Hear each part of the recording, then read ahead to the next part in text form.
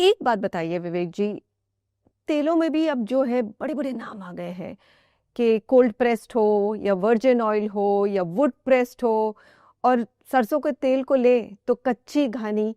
इनमें क्या बारीकियां हैं और क्या डिफरेंसेस हैं? देखिए, कुछ भी अंतर नहीं है। सब एक ही किस्म के सरसों के तेल की तरफ संकेत कर रहे हैं।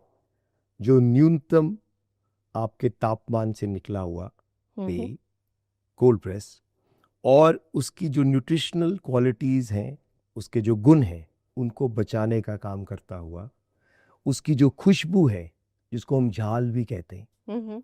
AITC, मैंने आपको पहले इसका जिक्र किया, उसको कितना बचा सकें। तो ये सारे के सारे जो नाम हैं, कोल्ड प्रेस्ड, ये कुछ तो विदेशों से प्रभावित हैं।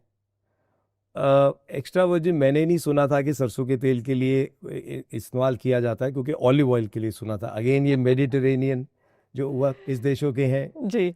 और ये जो वुडन प्रेस्ड है, ये तो मैंने आपको बताया ना, क्योंकि ये बनता कोलू में है, और कोलू में होती है इमली की लकड़ी, तो किसी ने कहा भाई वुडन प्रेस्ड बोल देते हैं। अच्छा। पर इसका जो उपयुक्त नाम है, जो परंपराओं से चलता आ रहा है, और उसका वजह है कि उस तरीके से सरसों का तेल बनता था, ये वो है कच्ची घानी। हम्म। क्योंकि जब ये कोलुओं में बनना शुरू हुआ, ये कॉटेज इंडस्ट्री थी, बिल्कुल। सब लोग अपने घर में कोलू चार लगाए, और जैसे आपने कहा भी था कि सरसों ले गए और पिट दिया, तेल निकाल दिया।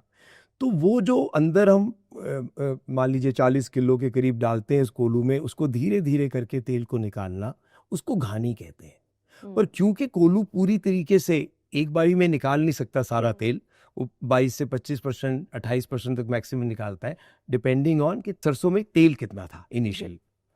तो उसको कच्ची घानी कहा जाता है, क्योंकि पूरा अच्छा। काम नहीं हुआ ना, कच्ची घानी हुआ। और वो निकाल लिया। उसके बाद वो जो तेल है, ये ना एक्चुअली बैच प्रोसेस है। जैसे मेड टू ऑर्डर, जैसे आप हैं, आप कहते हो मेरे को झाल कम चाहिए, तो हम उसको कम पिड़ेंगे।